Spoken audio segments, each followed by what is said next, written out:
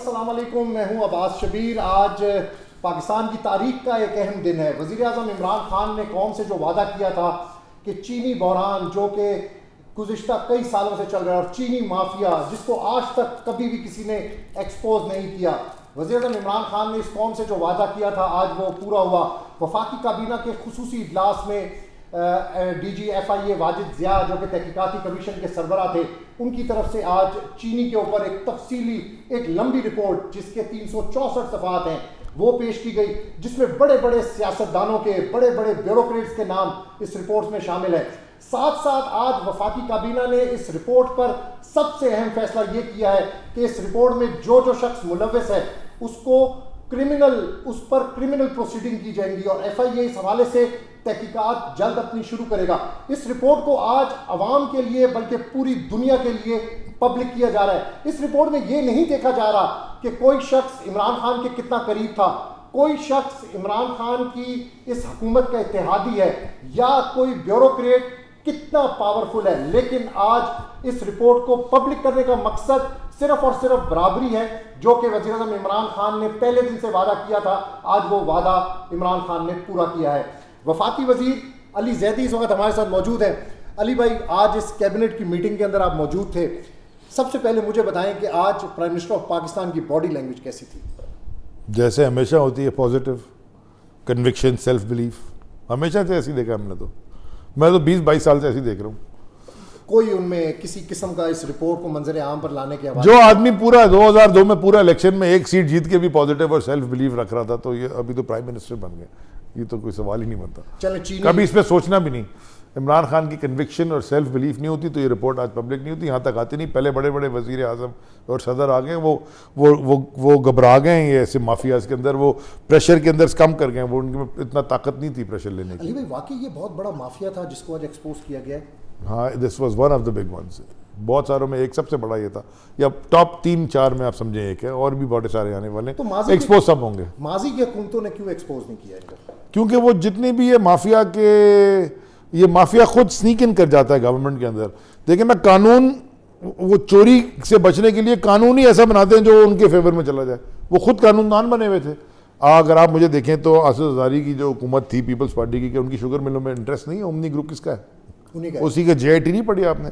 तो ये जो रमज़ान शुगर और चौधरी शुगर और ये सारा जो चल रहा है अरेबिया, पता नहीं कौन कौन सी, ये किसकी शुगर मिले सारी? कौन से फैमिली की? शरीफ फैमिली की नहीं है। तो इमरान खान की तो कोई शुगर मिल नहीं है, इमरान खान की कोई फ्लावर मिल नहीं है, इमरान खान की कोई स्टील मिल नहीं है। उसका तो कोई $multi-billion एंटरप्राइज नहीं बनाई हुई दुनिया में। एक काम जो करना था, इस मुल्क को ठीक करना था, उसका ये बड़ा स्टेप है। हिस्टोरिक तारीखी दिन है आज। इसके बाद क्या स्टेप होगा ये भी वो आपको बताएंगे ना, मैं क्यों बता दूँ आपको? नहीं, मेरा स्टेप ये है कि रिपोर्ट पब्लिक होगी, जैसे कि शहजाद अकबर साहब अपनी प्रेस कॉन्फ्रेंस में कह चुके हैं, और ये फैसला काबीना ने किया है। Report is going to be made public. FIA को हमने कैबिनेट ने टास्क किया है कि इसमें जहाँ जहाँ क्रिमिनलिटी इन्वॉल्व है उसके ऊपर क्रिमिनल प्रोसिक्यूशन की तरफ जाए। मुझे बताएं कि आवाम से ज्यादती का आंसर इस रिपोर्ट के अंदर, हाँ, ये भी एक है कि जो रिसीवेबल है, मतलब जो इलीगल कमाया लेके, तो वो किसानों के अंदर पैसा जाना चाहिए ना वापस। ये पैसा तो असल में जो किसानों के नाम पे लेते हैं और खुद बन जाते हैं, बड़े बड़े महल बनाते हैं मुल्क के बाहर, तो असल पैसा तो किसानों के लिए होता है। जितना चीनी माफिया था वो अमीर से अमीर तर ही होता रहा। हाँ, सब्सिडी ले लेके। सब्सिडी क्यों होती है? सब्सिडी क्यों दी जाती है? कि जी बड़ा नुकसान होने से बच जाए कि ये, तो नुकसान अगर हो रहा है और हुकूमत से सब्सिडी ले रहे हो और अपनी प्रोडक्शन कैपेसिटी बगैर बताए एनहांस कर रहे हो, प्लस एक के बाद दूसरी शुगर मिल, दूसरी के बाद तीसरी, इसमें इंटरेस्ट उसमें इंटरेस्ट, ये सारा इंटरलिंक्ड है, पूरा ये कार्टेल इंटरलिंक्ड है आपस में। और वो जो शुगर मिल एसोसिएशन है उससे ज़्यादा ताकतवर कार्टेल कौन था? क्योंकि मनी इज़ पावर, और उनके पास जो पैसे की कोई कमी नहीं है। के पास गए भी नहीं थे, उनके पास पैसों की कभी भी नहीं है। वो ठीक है, FIA के पास जाए ना जाए। मुराद अली शाह भी तो भाग गया FIA के पास जाने से। मुराद अली शाह से बड़ा क्रिमिनल कौन है इस मुल्क में? मुझे बताएं। जो फाइनेंस मिनिस्टर बन के बैठा रहा, आज वो CM बना हुआ, फिर फाइनेंस मिनिस्टर है। सारी ओमनी ग्रुप की करप्शन उसने की है, वो तो क्रिमिनल है। Murad Ali Shah should be in jail, not in the CM house. ये तो इस मुल्क का अलमिया है कि बच जाते हैं क्रिमिनल। जो आपने सवाल पूछा कि अभी तक बच के जाते हैं, तो अभी भी ये तो बच के बैठा हुआ है ना। क्या ओमनी ग्रुप ये करप्शन, ये अनवर मजीद कर सकता था करप्शन सारी, या जरदारी कर सकता बगैर फाइनेंस मिनिस्टर के मिले? तो आज आपने उसको CM भी बना के बैठा दिया। He is a criminal.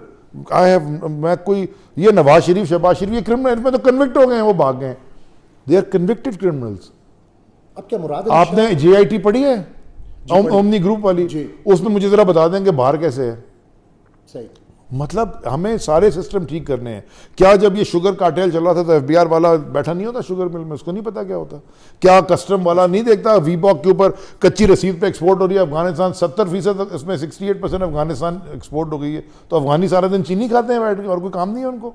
कोई पूछे नहीं कि अगर एक्सपोर्ट अफगानिस्तान हुई तो टीटियां लंदन और UK से क्यों आ रही हैं और इंग्लैंड अमेरिका से क्यों आ रही हैं डॉलर में? भाई उधर से आए।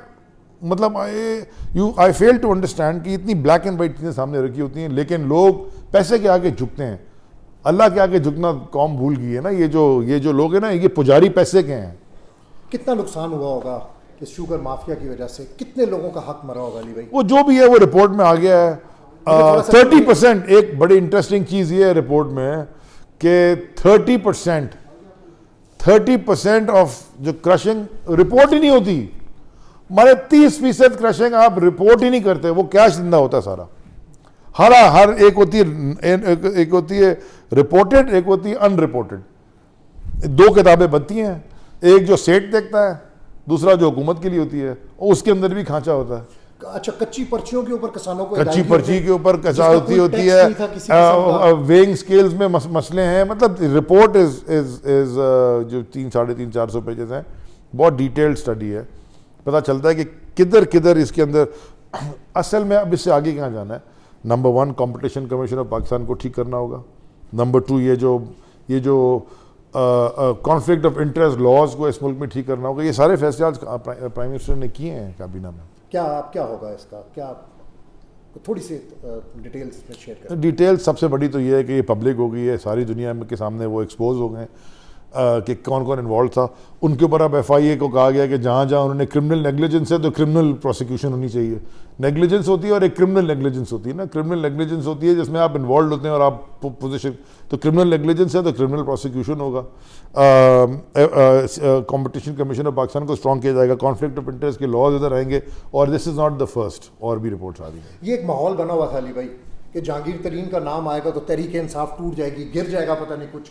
मुझे थोड़ी सी इस चीज की क्लैरिटी चाहिए। Nobody is indispensable. कोई भी दुनिया में इंडिस्पेंसिबल नहीं होता, कोई भी नहीं होता। इतनी बड़ी पार्टी किसी एक, हाँ ठीक है, किसी का वजन ज़्यादा होता है, कोई मेरे जैसा बहुत कमज़ोर सा होता है, कोई बहुत ताकतवर होता है, लेकिन इंडिस्पेंसिबल कोई नहीं होता। देखें, तरीन साहब ने तो जहाज भरे आप लोगों के लिए। मैं तो आज तक उनके जहाज नहीं, आपकी बात नहीं, मैं तो बैठा ही नहीं उनके जहाज में, आपकी बात मैं देखा ही नहीं जहाज। मुझे आपकी तो बात ही नहीं। तो फिर आप लोगों के लिए, मैं तो PTI के लिए कह रहा हूँ, जब हुकूमत साजी हो रही थी तो जहांगीर तरीन वॉज अ मेजर। नहीं तो अच्छा चलें, बड़ा अच्छा काम किया उन्होंने। वो हमारी पार्टी के सीनियर जहांगीर भाई के साथ हमारी बड़ी सी रिलेशनशिप रही है। लेकिन मुझे ये बता दें, क्या मैं आपको अपने पे रख के बोलता हूँ, एक मेरा बड़ा अच्छा दोस्त है, बड़ी उसने मुझे पॉलिटिकल करियर में सपोर्ट भी की है, ये वो पावरफुल है, बिजनेसमैन है बड़ा। तो जब मैं वजीर बन गया तो मैंने कुछ ऐसे फैसले किए जो डायरेक्टली उधर अफेक्ट कर रहे थे, तो वो नाराज़ हो गया। तो मैं उसे ये पूछा कि तुमने मुझे इसलिए सपोर्ट की थी कि मैं तुम्हारे फेवर में फैसले करूं, या इसलिए सपोर्ट की थी कि मुल्क के फेवर में फैसले करूं? पहले इसमें क्लियर हो जाओ, फिर आगे दोस्ती कर लेना। वापस दोस्त बन गया।